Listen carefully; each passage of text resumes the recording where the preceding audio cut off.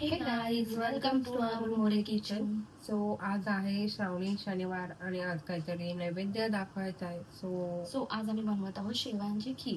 Almost ती काही नवीन नाही आहे, सगळ्यांच्या घरी ही बनते, पण बनवण्याची पद्धती प्रत्येकाची वेगवेगळी असते. तर आज तुम्ही आमची पद्धत बघा कशी असते आणि कमेंट मध्ये सांगा नक्की. तो गोड शेवया करण्यासाठी मी इथे घेतलेला आहे तूप, शेवया, काजू, बदाम, मनुका, साखर, पाणी तसंच दूध. तर गॅसवर मी पहिलं टोप गरम करत ठेवलेला आहे. त्याच्यामध्ये मी टाकणार आहे तूप.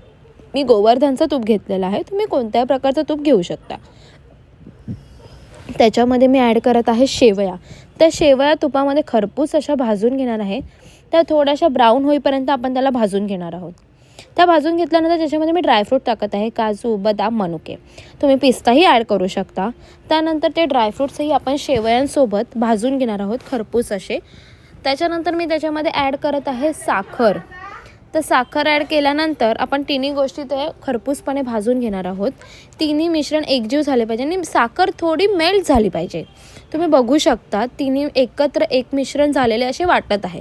त्याच्यानंतर मी त्याच्यामध्ये ॲड करणार आहे पाणी. पाण्याची क्वांटिटी दुधाच्या क्वांटिटीपेक्षा कमी घ्यायची आहे.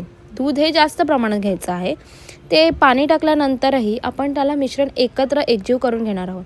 त्यानंतर मी दूध त्याच्यामध्ये ॲड करत आहे. दूध ॲड केल्यानंतर मस्तपैकी मिश्रण एकजीव करून घेणार आहोत.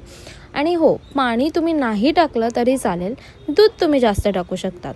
पण मी नेहमीप्रमाणे पाणीही टाकते आणि दूधही टाकते, जेणेकरून ते मिश्रण खूप सुंदर असं होतं.